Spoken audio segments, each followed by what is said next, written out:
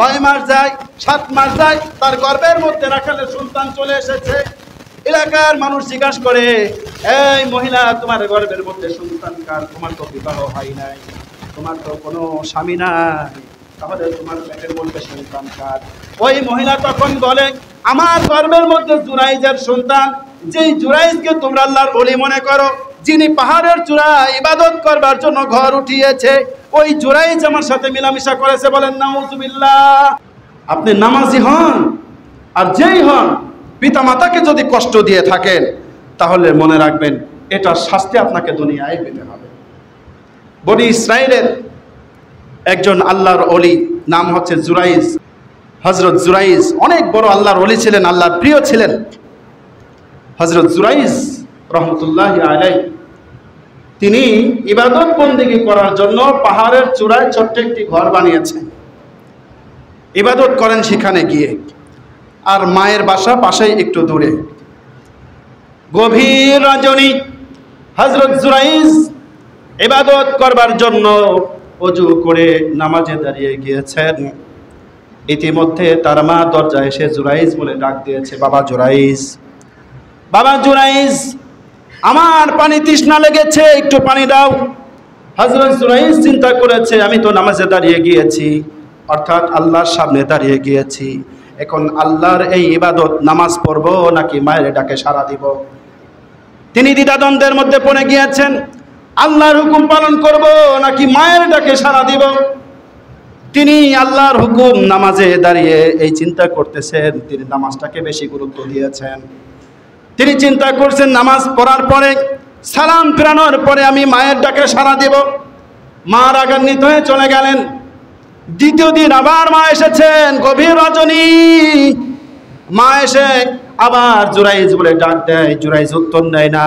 জুরাইজ আজকেও নামাজে দাঁড়িয়ে গিয়েছে। তৃতীয় দিন যখন মা আবার এসেছে, মা জুরাইজ বলে ডাক দেয়, জুরাইজ নামাজে দাঁড়িয়ে গিয়েছে, গভীর রজনী। মা যখন ডাকে সাড়া পায় না, মা একটি বদদুয়া দিয়ে দিয়েছে, হাত তুলে ফেলেছে, আল্লাহর কাছে বলেছে, আল্লাহ, হে আমার প্রতিপালক, আমার এই জুরাইজ কলিজার টুকরা সন্তান আমার ডাকে সাড়া দেয় না, আমার এই সন্তানকে একজন অপবাদ না দিয়া তুমি তার মৃত্যু দিও না। বলেন নাউজুবিল্লাহ। একটা ভালো মানুষের পিছনে শয়তানও বড় শয়তান লাগে। এই জন্য ওই এলাকায় কিছু দুষ্টু মানুষ ছিল, জুরাইজের পিছনে লেগে গিয়েছিল। তারা একজন সুন্দরী বেহায়া নারীকে ভাড়া করিয়া জুরাইজকে পটানোর জন্য নারীকে পাঠিয়ে দেয়। ওই নারী জুরাইজের কাছে যায়, নিজেকে সুসজ্জিত করে তোলে, জুরাইজকে বলে, জুরাইজ, আল্লাহর ওলি, দেখো আমার দিকে তাকাও, আজকে সুবর্ণ সুযোগ তোমার জন্য, আসো, আমাকে ভোগ করো। জুরাইজ বলে, লা হাওলা ওয়ালা কুওয়াতা ইল্লা বিল্লাহ, এটা সম্ভব নয়, এই নারী তুমি এখান থেকে দূর হও। ওই নারী, সংক্ষিপ্ত করে বলছি প্রিয় ভাইয়েরা, ওই নারী যখন কোনো পাত্তা পায় নাই, তখন ওখান থেকে সরে যায়। সরে যাওয়ার পরে কিন্তু তার মনের মধ্যে শয়তান বাসা বেঁধে ফেলেছে। কি করবে? নিজের অস্থিরতা মিটাইতে হবে। তিনি দূরে যায়, দেখে একটি রাখালের ঘর, রাখালের বাড়িতে চলে গিয়েছেন, রাখালকে ডাক দিয়েছেন। রাখাল তার ডাকে সাড়া দিয়ে, রাখাল চিন্তা করছেন, এই সুবর্ণ সুযোগ ছাড়া যায় না, তার সাথে মিলামেশা হয়ে গিয়ে 6 মাস যায়, 7 মাস যায়, তার গর্ভের মধ্যে রাখালের সন্তান চলে এসেছে। এলাকার মানুষ জিজ্ঞাসা করে, এই মহিলা, তোমার গর্ভের মধ্যে সন্তান কার? তোমার তো বিবাহ হয় নাই, তোমার তো কোনো স্বামী নাই, তাহলে তোমার পেটের মধ্যে সন্তান কার? ওই মহিলা তখন বলে, আমার গর্ভের মধ্যে জুরাইজের সন্তান, যেই জুরাইজকে তোমরা আল্লাহর ওলি মনে করো, যিনি পাহাড়ের চূড়ায় ইবাদত করবার জন্য ঘর উঠিয়েছে, ওই জুরাইজ আমার সাথে মিলামিশা করেছে। বলেন নাউজুবিল্লাহ। আসলে কি জুরাইজ তার সাথে মিলামিশা করছে? জুরাইজ তার সাথে মিলামিশা করেনি, কিন্তু অপবাদ। ওই যে মায়ের বদদুয়া মনে আছে? মায়ের বদদুয়া। হযরত জুরাইজ আল্লাহর ওলি, তার ব্যাপারে যখন এই অপবাদ যখন এলাকার মানুষ শুনতে পাইল, তখন এলাকার মানুষ লাঠি সোটা নিয়ে জুরাইজের সেই আস্তানায় চলে গেল। বেধড় ভাবে পিটানো হইল। তার আস্তানা ভেঙে দেওয়া হইল, পাহাড়ের চূড়া থেকে নিচে নামানো হইল।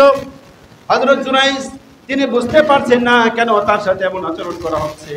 তিনি জিজ্ঞাসা করলেন, আমার এলাকার যুবক ভাইরা, আমাকে কেন মারা হচ্ছে, আমাকে একটু বলে বলো। জুরাইজকে বলা হইল, তোমার কাছ থেকে আমরা পানি পড়া নেই, তোমার কাছ থেকে আমরা অনেক নসিহত শুনে থাকি। তুমি দিনের বেলায় আমাদের নসিহত করো, আর রাতের আধারে মহিলাদের সাথে তুমি অপকর্ম করো। এই জুরাইজ, তোমার অলিগিরি আজকে ছোটায় ফেলবো, এটা বলে আর জুরাইজকে পিটায়। একটা পর্যায়ে জুরাইজ তিনি বললেন, আমাকে 2 রাকাত নামাজ পড়ার সুযোগ করে দাও। জুরাইজকে 2 রাকাত নামাজ পড়ার সুযোগ করে দেওয়া হলো। আল্লাহ রাব্বুল আলামিন বলেন, ইয়া আইয়ুহাল্লাযীনা আমানু ইসতাঈনু বিস-সাবরি ওয়াস-সালাহ ইন্নাল্লাহা মা'আস সাবিরিন। যখন বান্দা কোনো মুসিবতে পড়ে যাবে, তখন নামাজ আর ধৈর্যের মাধ্যমে আমি আল্লাহর কাছে তোমরা সাহায্য চাইবে, আমি আল্লাহ রাব্বুল আলামিন তোমাদেরকে সাহায্য করব। এটা আল্লাহর রাসূল এবং নবী রাসূলদের এটা শান ছিল।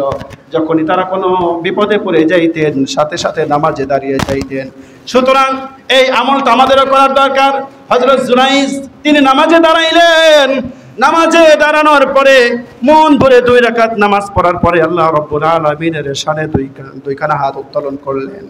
আল্লাহ রাব্বুল আলামিন বলেন, ইন্না আউলিয়া আল্লাহি লা খাউফুন আলাইহিম ওয়া লা হুম ইয়াহজানুন।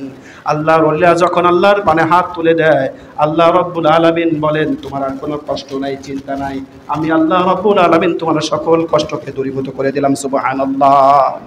হযরত জুরাইজ তখন আল্লাহ রাব্বুল আলামিনের কাছে হাত তুললেন আর বললেন, আল্লাহ, আমার এই ইবাদতের জিন্দেগিতে, আমার এই হায়াতের জিন্দেগিতে আমি তোমার কাছে কোনোদিন কোনো কিছু চাই নাই। আজকে মহামতি মুসিবতে পড়ে গিয়েছি। রব্বে কারীম, আজকে তোমার কাছে এমন একটি জিনিস চাই, আমাকে দেখায় দিও। আল্লাহ রাব্বুল আলামিনের কাছে বললেন। আল্লাহ রাব্বুল আলামিন কবুল করলেন। তিনি এলাকার বাসীদেরকে বললেন, কোন সে নারী কার সাথে আমার অপবাদ দিচ্ছ, নিয়ে আসো। ওই নারীকে সামনে উপস্থিত করা হইল। হাদিসের মধ্যে 2 রকমের আসছে। কোন হাদিসের মধ্যে আসছে পেটের বাচ্চা ভূমিষ্ঠ হয়েছে, আবার কেউ কেউ বলেছেন ভূমিষ্ঠ হয় নাই, পেট উঁচা হয়ে গিয়েছে। হযরত জুরাইজ ওই সন্তানকে লক্ষ্য করে হাতের ইশারা দিয়ে বললেন, আল্লাহর গোলাম, তুমি যেই হও না কেন, আজকে তুমি সত্য করে বলো, তোমার পিতা আসলে কে? পেটের বাচ্চা ওই নবজাতক সন্তান বলে ফেললেন, এই এলাকার মানুষেরা রে, তোমরা আল্লাহর ওলি জুরাইজের বিরুদ্ধে অপবাদ দিও না। আমার পিতা কোনো আল্লাহর ওলি নয়, আমার পিতা তো ওই যে ফাঁকে দাঁড়িয়ে আছে আল্লাহর ওই গোলাম রাখাল। বলেন সুবহানাল্লাহ। আল্লাহ রাব্বুল আলামিন জুরাইজকেও হেফাজত করে দিলেন। মূল কথা হইল, যদি কোনো মানুষ আল্লাহর বান্দা তার পিতা মাতার সাথে অসৎ ব্যবহার করে, যদি খারাপ ব্যবহার করে, পিতা মাতার মনে কষ্ট দেয়, তাহলে ওই পিতা মাতা যদি কোনোভাবে বদদোয়া দিয়ে দেয়, তাহলে সে ধ্বংস হয়ে যাবে। আর যদি পিতা মাতাকে আপনি খুশি করে ফেলেন, আর যদি আপনার জন্য দোয়া করে, আপনার ওই দোয়া, আপনার মায়ের দোয়া, আপনার বাবার দোয়া আপনার জন্য দুনিয়া এবং আখিরাতে উজ্জ্বল করে ফেলবে। সুবহানাল্লাহ। সুতরাং আমরা পিতা মাতার সাথে সৎ ব্যবহার করি, ভালো ব্যবহার করি, আমাদের সামর্থ্য অনুযায়ী তাদেরকে সর্বোত্তম ব্যবহার, সর্বোত্তম আরামের জায়গাটা আমরা করে দেবার চেষ্টা করব। ওমা তৌফিক ইল্লা বিল্লাহ, আলাইহি তাওয়াক্কালতু ওয়া ইলাইহি উনীব। আল্লাহ তাআলা আমাদের সকলকেই তৌফিক দান করেন। সকলে বলি আমিন। ওয়া আখিরি দাওয়ানা আনিল হামদুলিল্লাহি রাব্বিল আলামিন।